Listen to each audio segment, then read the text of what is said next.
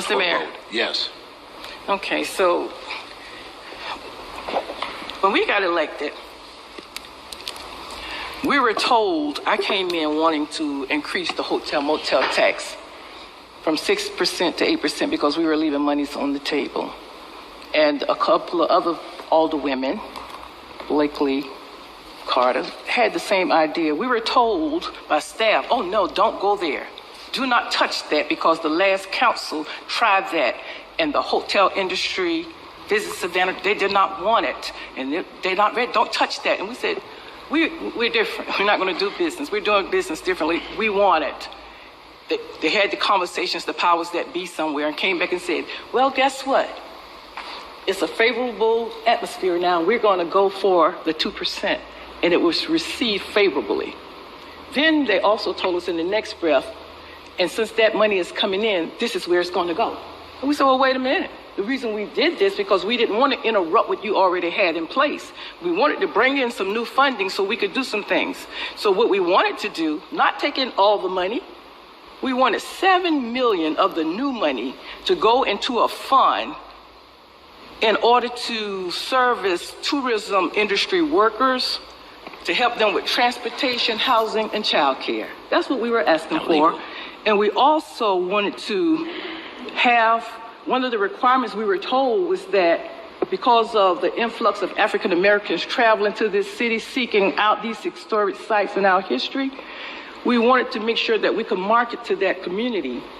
And therefore, we did some research and looked where the current people who are receiving all of the money, they did an ad in Louisiana to attract African Americans, and the ad said, escape to Savannah. And some people were a little sensitive about all of this escaping and slave museum stuff. And so we said, well, we need a black organization, someone who is sensitive to our needs. And we even suggested the Black Chamber, who, his voice, but anyway, to market to African Americans. Michael Brown said, absolutely not. I won't do it. We want all the money to go straight to where these guys in the buckets, where it's already going, the buckets.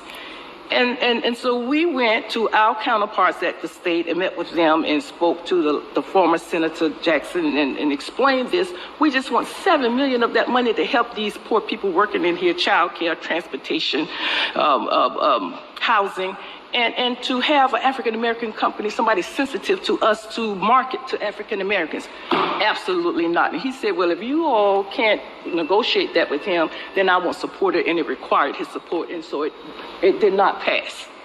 Now, with Edna Jackson there now, of course she was going to get it. But whatever, forget what you all are saying, I'm going to get it for whomever. So we went back to our counterparts at the state to have some discussion, and had a lot of discussion with Mallow and Gilliard. And I told them that the understanding now, we did some negotiating, and something is going to benefit our community. We're going to get $20 million for the Waterworks building, for an economic driver in this low wealth corridor, to have an entrepreneur center and a community market that will help uplift the poverty and close the wealth gap. We need it so badly in the 1st District in the Westside.